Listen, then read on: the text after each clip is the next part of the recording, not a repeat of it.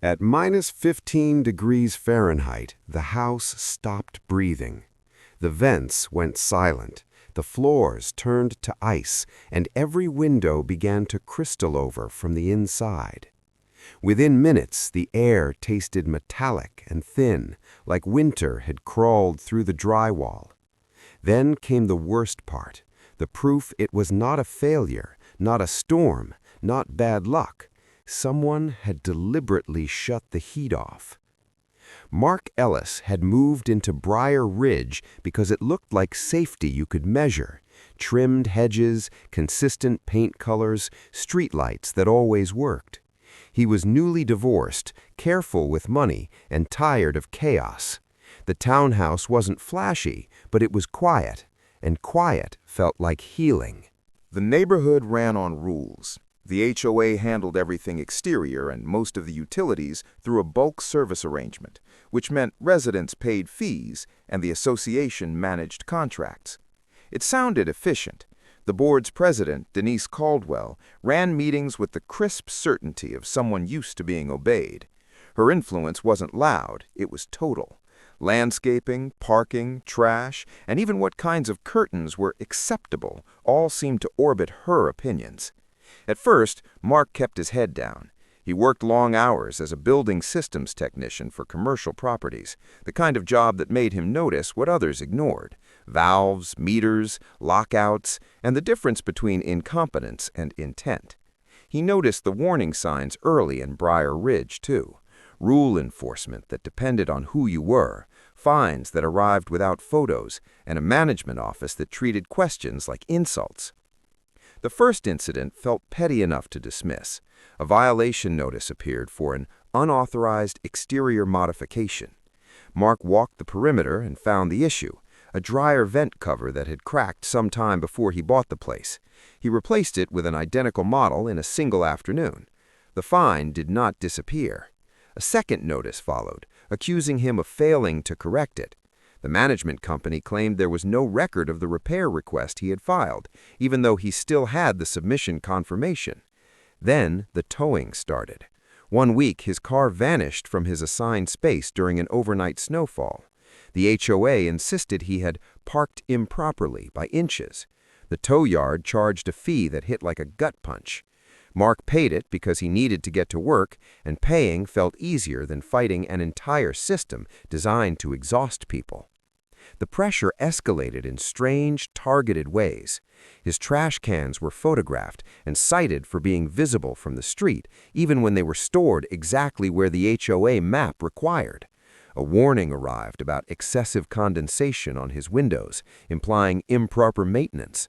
When he filed a complaint about the inconsistent enforcement, the board responded with a policy reminder that residents were expected to remain cooperative and respectful in all communications. The cold snap arrived like a threat. Weather alerts turned urgent. The city advised residents to run faucets overnight to avoid frozen pipes. Mark took precautions, checking his thermostat, stocking salt, and keeping a space heater ready in case the system struggled. That night, the heat didn't struggle. It died, cleanly, abruptly, as if a switch had been flipped. Mark woke to silence and pain in his hands, the kind that came from cold, soaking into bone. He checked the thermostat and saw it calling for heat with no response. He inspected the breaker, the emergency shutoff, and the furnace panel. Nothing showed a typical failure pattern. His breath fogged in front of him as he moved through the house, tracing the problem the way he did at work. When he reached the utility closet where the HOA had installed centralized controls for the building's shared equipment, he found the difference between breakdown and sabotage. A lockout tag on the gas supply valve, upstream of his unit's feed, secured with a fresh padlock that didn't match any standard utility lock. Beneath it sat a printed notice from the management company stating his service had been restricted due to unresolved compliance matters. It was not just punitive, it was dangerous. He submitted an emergency maintenance request and reported the shutoff as a safety issue. Hours passed. The HOA office voicemail stayed full. The management company's after-hours line routed him to a generic answering service that promised a callback. By morning, his kitchen sink had slowed to a reluctant drip. The baseboards felt like refrigerated metal. Frost feathered along the interior edges of the windows. Mark documented everything: the thermostat display, the lockout, the tag, the timestamps, the outside temperature. He photographed the padlock closely enough to show it had been cut and rekeyed from a hardware store, not issued by any gas provider. He understood what the HOA expected. They expected him to crack first, to pay fines without arguing, to apologize for asking questions, to accept that comfort itself was a privilege the board could grant or remove. Instead, Mark treated it like a systems failure with human fingerprints. He began looking for the full network, not just his own line. The turning point came when Mark accessed the small exterior meter bank that served his building. The setup wasn't unusual: grouped meters, a manifold, and regulation hardware behind a locked panel. What was unusual was the condition of it: corrosion where it shouldn't be, sealant smeared around fittings, and evidence of repeated tampering on access screws. Mark took high-resolution photos, then stepped back and did what his profession demanded in any suspected gas issue. He reported it to the utilities safety department, emphasizing possible unauthorized lockouts and compromised equipment. The response was immediate in a way the HOAs never had been.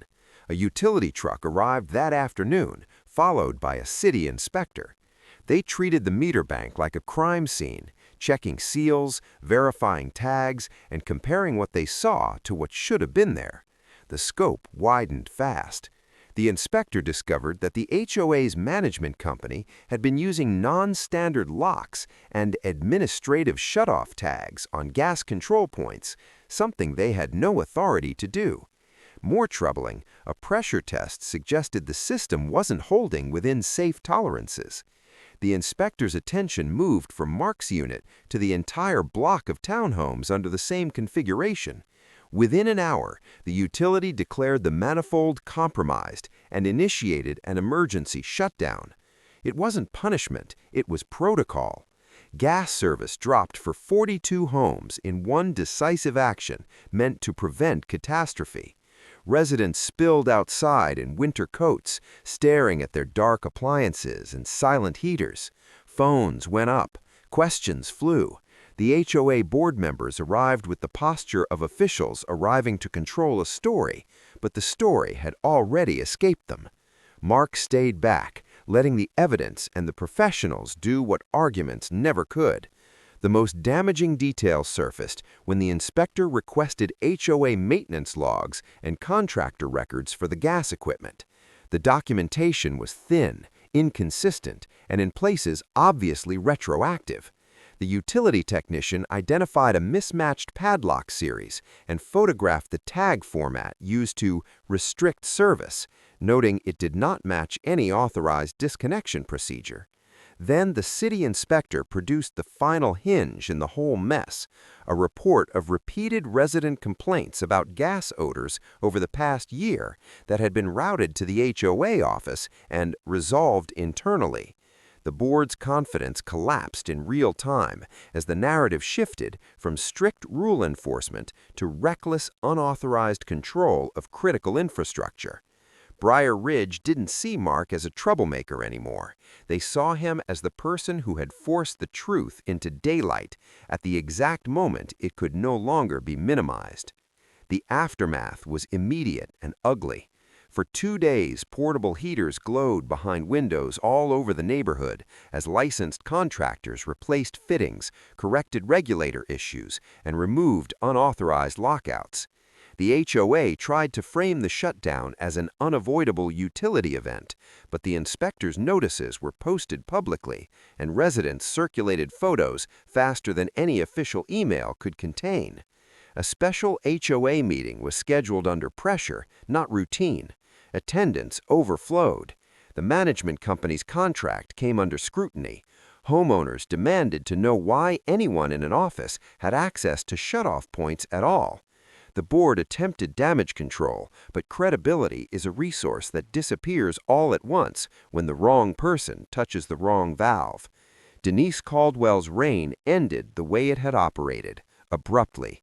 A recall petition moved through the community with the speed of collective survival instinct. Within weeks, the board was reorganized, the property manager was replaced, and new policies were adopted that removed HOA access to any gas control equipment beyond what was legally permitted. The association's attorney advised against any further service restriction tactics, especially anything resembling utility shutoffs for compliance disputes. Mark filed claims for property damage from the freeze risk and the emergency mitigation expenses. The HOA's insurer pushed back until the inspector's findings made denial politically and legally dangerous. Compensation followed, not as generosity, but as containment. Life in Briar Ridge changed in a quieter way afterward. People who had never spoken began sharing notes. Rule enforcement became less performative and more consistent. The neighborhood didn't turn friendly overnight, but it turned wary of unchecked authority. Residents learned the difference between governance and control, and they learned it because one person refused to treat cruelty as normal. Mark kept living there, not because he loved the place, but because leaving would have felt like rewarding the wrong lesson. He didn't become the neighborhood hero type. He simply became harder to intimidate, and his neighbors became harder to divide. In a community built on rules, the most dangerous violation had never been a trash can or a curtain color. It had been the belief that power mattered more than safety, until the cold proved otherwise. So when an HOA decides it can freeze one homeowner into obedience, what else will it eventually decide it can do to everyone?